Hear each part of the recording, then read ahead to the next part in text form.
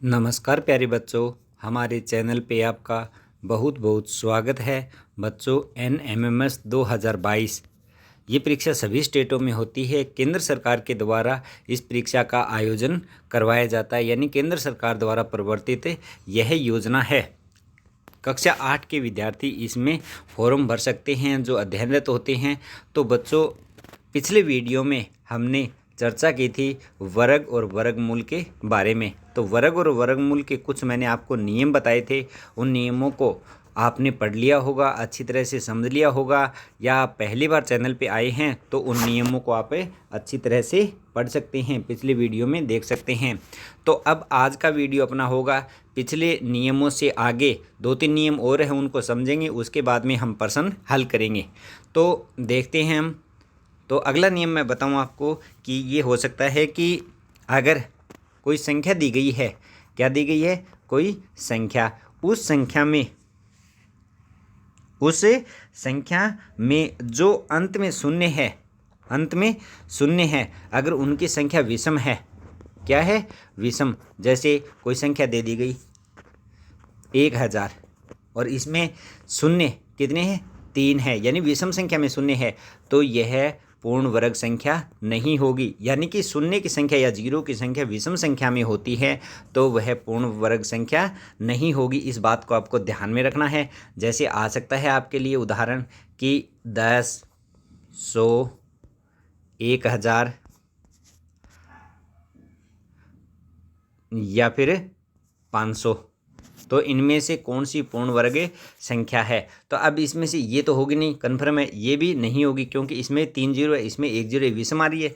तो ये 100 और 500 ये हो सकती है, क्योंकि इसमें भी 2 जीरो और इसमें भी 2 जीरो है। अब इसके लिए अलग नियम है, लेकिन अपन ने 4 में से 2 तो छांट ली भाई, ये और ये हो सकती है, लेकिन इसके लिए भी अलग नियम है कि इन दोनों में से कौन सी होगी। ये बात भी हम आगे करेंगे, लेकिन ये याद रखना कि अगर कितने शून्य विषम संख्या में हो तब तो होगी नहीं। अगर सम संख्या में शून्य हो, सम संख्या का मतलब है कि 4, 2, 6, 8, अगर इस हिसाब से शून्य होती है तो वह क्या हो सकती है, पूर्ण वर्ग संख्या हो सकती है।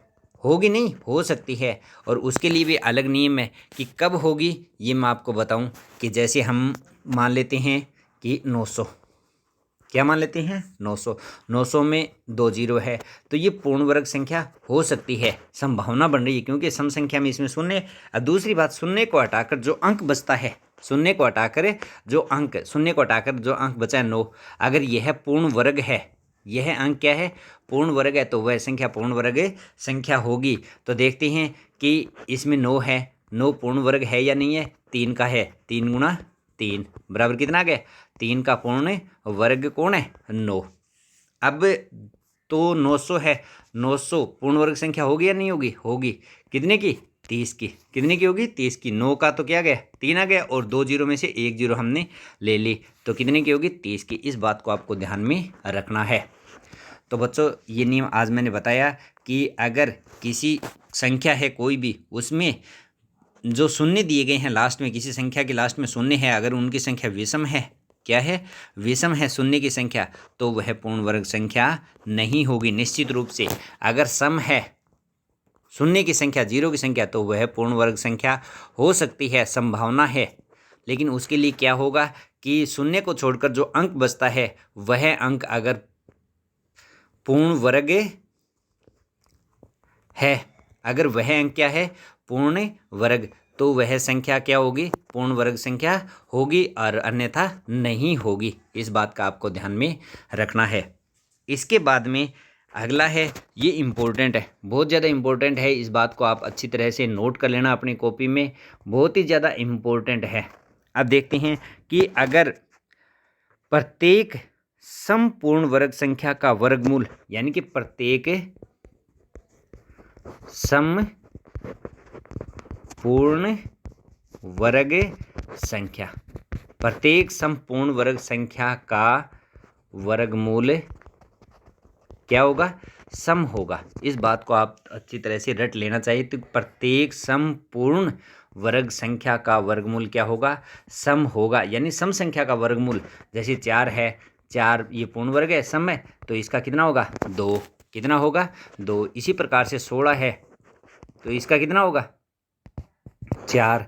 इसी प्रकार से हम और संख्याएं देखें, जैसे 36 है, 36 भी सम संख्या है तो कितना होगा 6। इसी प्रकार से 100 सम संख्या है तो इसका भी कितना होगा 10। तो हमने देखा ये सभी कि इनके अगर पूर्ण वर्ग क्या है सम है तो वर्गमूल भी क्या होंगे सम। इसी प्रकार से अगर विषम संख्या के लिए हम देखें कि अगर पूर्ण वर्ग क्या हो विषम हो तो उसका वर्गमूल भी क्या होगा विषम संख्या प्राप्त होगा।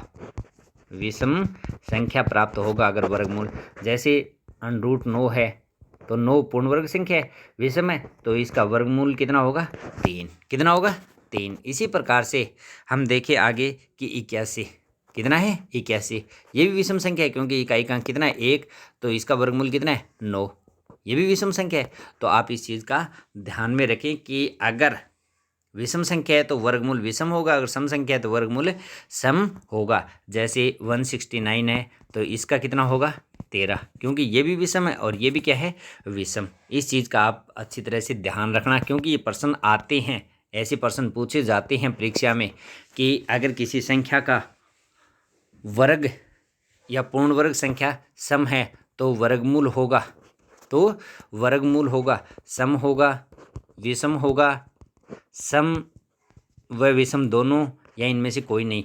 तो सीधी सी बात है सम होगा, सम के लिए सम और विषम के लिए विषम होगा। इस बात का आपको ध्यान में रखना है, बहुत ज़रूरी। अब ये कुछ नियम थे जो आपको याद रखने महत्वपूर्ण थे। अब हम वर्गमूल ज्ञात कैसे करते हैं इस बात को भी मैं आपको बताऊंगा एक उदाहरण के द्वारा, यानी कि वर्गमूल हम ज्ञात कैसे करते हैं। हमने नियमों के बारे में पढ़ लिया, अब वर्गमूल ज्ञात करना, वर्गमूल ज्ञात करना। तो देखो 81 है, 81 का वर्गमूल कैसे ज्ञात करेंगे गुणनखंड द्वारा, गुणनखंड विधि द्वारा। किस विधि द्वारा गुणनखंड विधि द्वारा। अब देखो 81 के गुणनखंड करेंगे, 81 के गुणनखंड के सबसे पहले गुणनखंड करने के लिए सबसे छोटी संख्या का भाग देते हैं, 2, 2 का भाग जाएगा नहीं, फिर 3, 3 का भाग दिया कितना आया 27, फिर 3 का भाग दिया फिर कितना आया 9, फिर 3 का भाग दिया 3 और फिर 3 का भाग दिया 1। अब क्या करेंगे जो ये गुणनखंड हुए जैसे 3 गुणा 3 गुणा 3 गुणा 3, इसमें क्या करेंगे 2, 2 का जोड़ा बना लेंगे। अब इसमें वर्गमूल के लिए 2, 2 का जोड़ा बनाते हैं तो 2, 2 का जोड़ा हम बना लेंगे, तो इनमें से 1 3 ले लेंगे, गुणा में इनमें से 1 3 ले लेंगे, तो 3 गुणा 3 कितना हो जाएगा 9, कितना हो जाएगा 9। ये आ गई बात समझ में। वर्गमूल ऐसे ज्ञात कर सकते हैं किसी संख्या का गुणनखंड विधि द्वारा। कौन सी विधि द्वारा गुणनखंड विधि द्वारा। जैसे मैं आपको और बताऊं, जैसे 256 है, 256 का कैसे ज्ञात करेंगे। देखो 256, अब 256 का कैसे हम ज्ञात करेंगे। सबसे पहले 2 का भाग देंगे, 2 का भाग देंगे तो 128 आएगा, फिर हम 2 का भाग देंगे फिर आएगा 64, फिर हम 2 का भाग देंगे तो कितना आएगा 32, फिर 2 का भाग देंगे तो 16, फिर 2 का भाग देंगे तो कितना आएगा 8, और फिर 2 का भाग देंगे तो 4, और फिर 2 का भाग देंगे तो कितना आएगा 2, और फिर 2 का भाग देंगे तो 1। अब ये जितने भी 2 2 है इनके जो गुणनखंड है उनको यहाँ पे लिख लेंगे। देखिए 1 2 3 4 5 6 7 8, तो क्या करेंगे 2 गुणा 2 गुणा 2 गुणा 2 गुणा 2 और गुणा में 2, कितने हो गए 1 2 3 4 5 6 और गुणा में 2 गुणा में 2, 8 हो गई। तो इनमें से 1 ले लेंगे, फिर इनमें से 1, फिर इनमें से 1 और इनमें से 1। तो इसके लिए 1 2 ले लिया, फिर इसके लिए ले लिया 2, फिर इसके लिए हमने 2 ले लिया, और फिर लास्ट में इसके लिए हमने 2 ले लिया। अब क्या करेंगे 2 दूनी 4, 4 दूनी 8, 8 दूनी 16, कितना 16। तो 16 का कितना हो जाएगा 256, 16 का कितना हो जाएगा 256 हो जाएगा। इस बात का आपको याद रखना है, यानी कि 256 का वर्गमूल 16 हो जाएगा और 16 का वर्ग 256 हो जाएगा। इस विधि के द्वारा हम वर्गमूल ज्ञात कर सकते हैं। बिल्कुल आसान है, कोई भी आपके दिक्कतें नहीं आएगी। कई बार प्रश्न पूछे जाते हैं कि जैसे एक उदाहरण मैं आपको बताऊं कि एक बगीचा है, एक क्या है बगीचा, एक बगीचा। अब एक बगीचे में 1764 पेड़ है, कितने 1764 पेड़ है। तो इसमें क्या करना है कि यदि उसकी प्रत्येक पंक्ति में उतने ही पेड़ हो जितनी पंक्तियां, तो पंक्ति में कितने पेड़ होंगे, यानी 1764 पेड़ दिए गए हैं और उसने पूछा है कि पंक्तियाँ बनानी है, ये पंक्तियाँ हैं और पंक्तियों में उतने ही पेड़ हो जितने, एक पंक्ति में उतने ही पेड़ हो जितनी ये पंक्तियाँ हैं। जैसे अगर 5 पंक्ति बनाएंगे तो एक पंक्ति में 5 ही पेड़ होने चाहिए, या फिर 6 पंक्ति बनाएंगे तो एक पंक्ति में कितने पेड़ होने चाहिए, 6 ही पेड़ होने चाहिए। तो आपको ये बताना है कि 1764 पेड़ है उनमें कितनी पंक्तियाँ बनेगी और एक पंक्ति में कितने पौधे होंगे। तो इसके लिए हमें क्या ज्ञात करना पड़ेगा, इसका वर्गमूल क्या ज्ञात करना पड़ेगा, 1764 का वर्गमूल। तो 1764 का हम वर्गमूल ज्ञात करेंगे। कैसे ज्ञात करेंगे 1764 का, तो 1764 अगर आपको नहीं आता है दूसरी विधि से तो जो गुणनखंड विधि है, गुणनखंड, इस गुणनखंड विधि से आप ज्ञात कर सकते हैं। 2 का भाग देते जाएंगे, फिर आगे 3 का 4 का जितना भी होगा, और इसका मैं सीधा सा आपको बता दूं कि 42 उत्तर आएगा। कितना उत्तर आएगा, 42।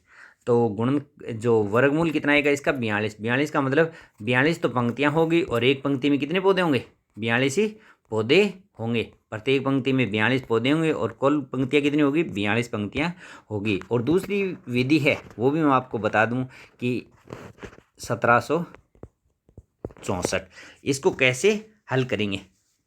दूसरी विधि है वर्गमूल ज्ञात करने की। तो इसमें क्या करेंगे, सबसे पहले ये लगा लिया, ऐसे निशान कर लिया, फिर इसमें 2 के जोड़े, इकाई की तरफ से 2 के जोड़े हम बनाएंगे।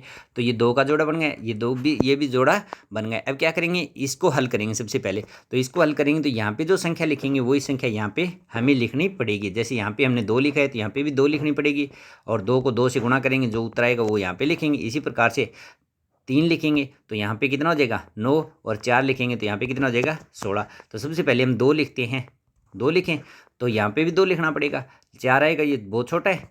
फिर हम 3 से देखते हैं, यहाँ पे 3 लिखे तो यहाँ पे भी अपने को कितना लिखना पड़ेगा, 3, तो 3 3 9 हो जाएंगे, 9 भी छोटा है। आगे हम 4 देखते हैं तो 4 लिखे तो यहाँ पे भी हमें कितना लिखना पड़ेगा, 4, 4 चौके 16। अब 4 भी छोटा है, 5 देखें, 5, इधर भी 5, अब 5 और 5 5 25, अब यहाँ पे 25 लिखें तो 25 बड़ा हो गया तो छोटा ही लिखना है अपने को, तो 4 लिखेंगे यहाँ पे 4, और यहाँ पे भी कितना 4, तो कितना हो गया ये 16, कितना हो गया 16। अब घटा देंगे, घटाने पर 1 बचेगा और ये जोड़े में उतरेगा आगे, ये किस में उतरेगा, जोड़े में, तो 64 उतर गया। अब ये 4 है, कितना है यहाँ पे 4। मैं दोबारा बताऊँ आपको, साफ साफ लिख के बताता हूँ कि 1764, अब 4 बार तो 4 यहाँ पे आ गया, 16 घटाया 1 बचा 164। अब जो ये 4 ऊपर चढ़ाए इसको हम वापस इसको जोड़ना पड़ेगा, कितना हो गया 16, कितना हो गया 16, ये सॉरी 8, कितना हो गया 8 हो गया, 4 4 8 हो गई। अब 8 के आगे कोई संख्या रखनी है, जैसे 8 के आगे हम 1 रखते हैं तो यहाँ पे भी अपने को 1 रखना पड़ेगा, फिर यानी कि जो ऊपर जो यहाँ पे रखेंगे वही संख्या यहाँ पे हमें रखनी पड़ेगी और इसी की गुणा करनी पड़ेगी। तो 1 को 1 से गुणा करिए 1 और 8 का 8, तो ये तो कैसी हो गई, ये बहुत कम है। हम 2 रख के देखते हैं, यहाँ पे 2, तो यहाँ पे भी अगर 2 रखेंगे तो यहाँ पे भी अपने को कितना रखने पड़ेगा 2। अब गुणा करके देखते हैं तो 2 को 2 से गुणा किया 4 और 2 को 8 से गुणा किया 16, 164। तो ये भी कितना है 164, तो यहाँ पे अपना 2 रखते हैं, ये 82 हो गई, और यहाँ पे भी 2 रखते हैं तो 164 हो गए। अब इसको घटा देंगे तो 0 आ जाएगा नीचे, कितना आ जाएगा 0, और ये कितना हो गई 42, कितनी हो गई 42, तो उत्तर कितना है इसका 42। तो दूसरी विधि ये है, इस विधि के द्वारा हम गुणनखंड ज्ञात कर सकते हैं, सॉरी वर्गमूल ज्ञात कर सकते हैं इस विधि के द्वारा। तो यानी कि एक गुणनखंड विधि द्वारा और एक सीधा जोड़े बनाकर 2 विधियां मैंने आपको बताई है वर्गमूल ज्ञात करने की। आपको जो अच्छी लगे उस विधि को अपना सकते हैं, और ये विधियां कब याद होगी, जब आप बार बार अभ्यास करोगे तब ये विधियां आपको याद होगी। पहला प्रश्न तो ये है। दूसरा प्रश्न एक आता है कि अगर 4 अंकों की सबसे छोटी पूर्ण वर्ग संख्या कौन सी है, 4 अंकों की सबसे छोटी पूर्ण वर्ग संख्या पूछ ली और आपको ऑप्शन दे दिए, तो 4 अंकों की सबसे छोटी संख्या, सबसे पहले तो हमें देखनी है सबसे छोटी संख्या, सबसे छोटी, तो सबसे छोटी कौन सी होती है 4 अंकों की, सबसे छोटी होगी 1000, कितनी होगी 1000। अब 4 अंकों की सबसे छोटी पूर्ण वर्ग संख्या कौन सी होगी ये देखना है, तो सबसे पहले हम क्या करेंगे 1000 का वर्गमूल ज्ञात करेंगे। तो 1000 के लिए वर्गमूल के लिए हम 2 2 का जोड़ा बनाएंगे, बना लिया जोड़ा, दो दो का क्या बना लेंगे, जोड़ा बना लेंगे। अब क्या करेंगे, दो दो का जोड़ा बना लिया, इकाई की तरफ से 2 और ये भी पूरे 2 बच रहे हैं। तो अब देखते हैं हम कि 2 2 से करेंगे तो 4 ही होगा, 3 3 से करेंगे तो 9 होगा, और 4 4 से करेंगे 16 हो जाएगा। तो हम 3 3 से करते हैं, 3 ऊपर 3 भी 9 आ गया। अब 1 घटा दिया तो कितना बचा, 1। अब कितना आ गया, 100। और ये 3 है ऊपर वाले, इसको इसमें जोड़ देंगे तो कितने हो गए, 6। कितने हो गए, 6। अब 6 के आगे यहाँ पे अपने को कोई अंक रखना पड़ेगा, और जो यहाँ पे रखेंगे वही अंक यहाँ पे रखना पड़ेगा। अब देखते हैं, 6 के आगे हम 1 रखते हैं तो 1 से गुणा करते हैं तो कितने हो गए, 61। 61 छोटा है। अब हम 2 रखते हैं, यहाँ पे 2 रख के देखते हैं, फिर यहाँ पे भी हमें 2 रखना पड़ेगा। अब 2 से गुणा करते हैं तो 4 आ गया, और 12 124। तो 100 से ज़्यादा हो गया तो कम वाला ही लेना है, तो 1 लिया यहाँ पे, और यहाँ पे भी कितना, 1। कितना आ गया, 64। कितना आ गया, 64 आ गया। अब इसमें से इसको घटा देंगे, 100 में से 64 को हम घटाते हैं तो बच गया 39। कितना बच गया अपना, 39। कितना बच गया, 39 से बच गया। कितना बच गया, 39 से अपना बच गया। अब देखो हम क्या करेंगे, लास्ट में कितना बचा, 39 से बच गया। अब अपने को देखना है कि पूर्ण वर्ग संख्या कौन सी होगी इसमें।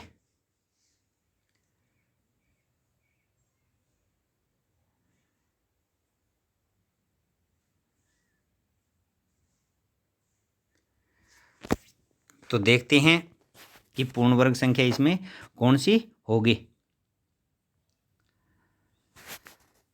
अब पूर्ण वर्ग संख्या, इसको जो बचा है इसको हम क्या कर देंगे, आगे जोड़ देंगे। अगर ये बचा हुआ नहीं रहता तो पूरा पूरा भाग चला जाता, तो इसको हम जोड़ देंगे। जोड़ने के बाद जो संख्या प्राप्त होगी वो पूर्ण वर्ग संख्या होगी। अब हम देखते हैं उदाहरण, क्या देखते हैं, उदाहरण की कौन कौन से उदाहरण थे जो परीक्षा में प्रश्न आए हुए थे उसके बारे में देखते हैं। तो परीक्षा में ये प्रश्न आए हुए हैं, इस प्रश्न को देख सकते हैं यहाँ पे। तो 1 से 100 तक पूर्ण वर्ग संख्याओं की संख्या कितनी होगी, हमने इसको हल किया, कितनी होगी, 10। 1 से 100 तक कितनी है, 10। इसी प्रकार से हम देखते हैं, ये पूर्ण वर्ग संख्या के बारे में एक ही है प्रश्न। अब अगला प्रश्न देखते हैं हम कि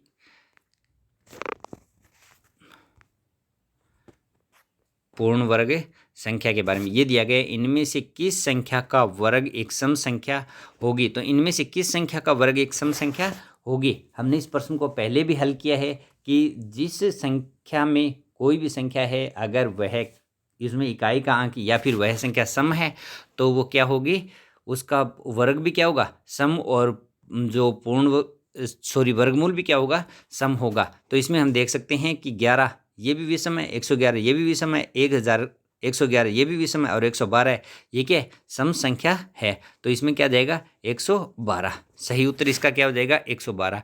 ये हरियाणा का जो 2020 में एनोमस हुआ था उसमें प्रश्न आया हुआ है।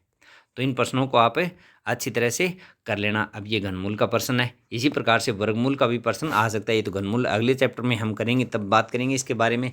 इसी प्रकार से वर्गमूल का जैसे आ सकता है कि वर्गमूल इसका क्या होगा, जैसे 64/36। तो 64/36 का वर्गमूल कितना होगा, तो इसका 8 हो जाएगा, और इसका कितना हो जाएगा, 6। तो 8/6 हो जाएगा।